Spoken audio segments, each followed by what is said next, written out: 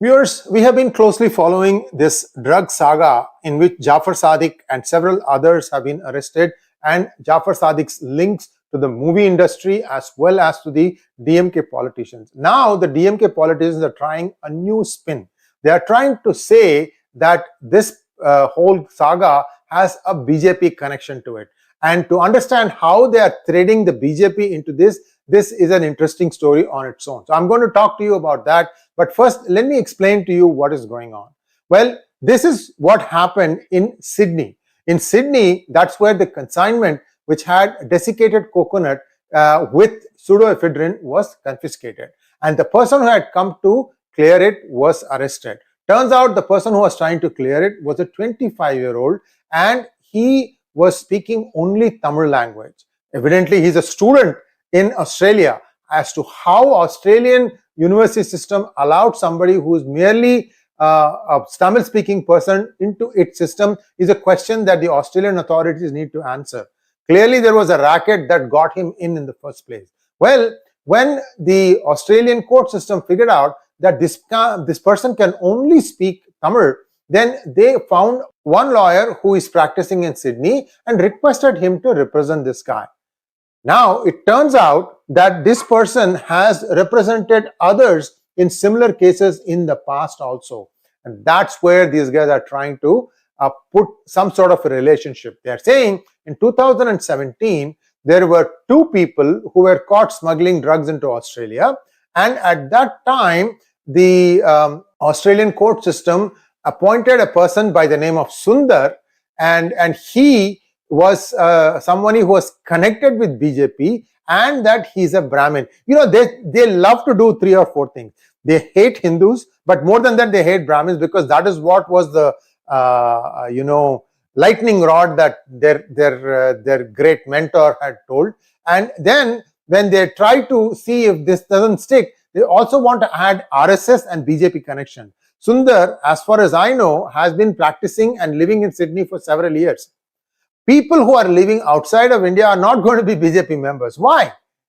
I mean, you're not going to come and vote in India most of the time. I mean, it is just beyond somebody's imagination that they try to somehow stick, oh, this guy is a Brahmin, therefore he must be a BJP supporter. All sorts of nonsense.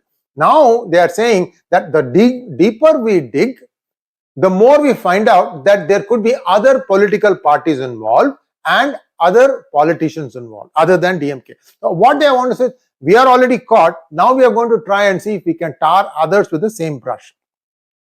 And now they are saying BJP is involved because this one individual who happens to be practicing law in Sydney, who has been requested by the Sydney court system to represent someone who knows only Tamil. And by the way, that person has confessed, saying that I had no idea what I was clearing. My uncle told me to clear it, and therefore I did it.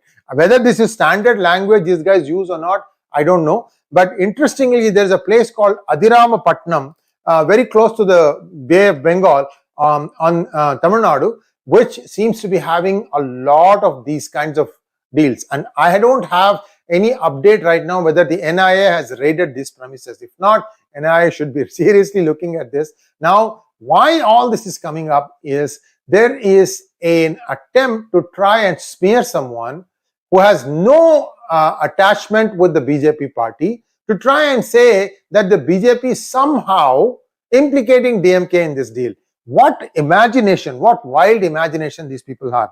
So then you can ask me the question, who really is the one who is involved in this? Who is the one putting out all these narratives? Look no further than the Sino-Wahhabi lobby. What is the Sino-Wahhabi lobby? The Sino-Wahhabi lobby is a lobby where China is financing most of the stuff, and for its mule operations, for its people moving things around, they are using radical Islamists, especially from the country of Pakistan. So now you know that the synthetic lab products are being grown in China. So China needs to move this thing around. So they have used these radical Islamists, especially this 𝗣𝙗𝙗 𝗍𝙗 person, and God knows how much. They are saying close to 3,500 kilos may have already been moved. Most of it was pseudoephedrine, which is a basic component for making things like fentanyl and other dangerous crystal meth and so on and so forth. So these things are now being done in Australia itself, because you can easily bring in desiccated coconut. People are not going to check. Somewhere somebody is separating the desiccated coconut from the pseudoephedrine, and then the pseudoephedrine is used to create drugs within Australia. Same story, rinse and repeat, is happening in many countries, United States, Canada, United Kingdom, what have you, and New Zealand, Malaysia. All these things have a Sino footprint into it, because the Sino-Wahhabi lobby has got its branches, its tentacles in all these countries. This is the real root player who's trying to destabilize the whole thing. And along the way, they are making money off of drugs. They're also buying off politicians in many countries, and they are also trying to smear mud on India, and perhaps they are also trying to put United States on the map, because they think they can wipe out one generation of Americans by introducing fentanyl in various products. Remember, I told you how Adderall, which has become like a staple food for students who are trying to get the highest possible grades in the university system, cutthroat university system that exists in United States, they are mixing fentanyl with that, and within 18 months, poor kid is no more. This way you can wipe out a generation and cause irreparable damage to the American system, the whole economic system, the whole ecosystem of the United States of America. I don't have to remind you how the CEO of YouTube lost her 18-year-old son to fentanyl in UC Berkeley. So this is the whole story. They will keep trying something or the other. I hope the NIA comes up with an update about what is really going on, whether there is an involvement of the first family in this whole drug running business, because what we are hearing is that this 𝗣𝗚𝗫𝙑 fellow used to go and distribute money, donate money to various causes. In fact, he donated a bunch of CCTV cameras to the Chennai police. I told you about this in a previous episode. Amazing person who's bought off everybody, but clearly, who is the person who's handling it? And in our opinion, it is a Sino-Wahhabi lobby. This is well spread out.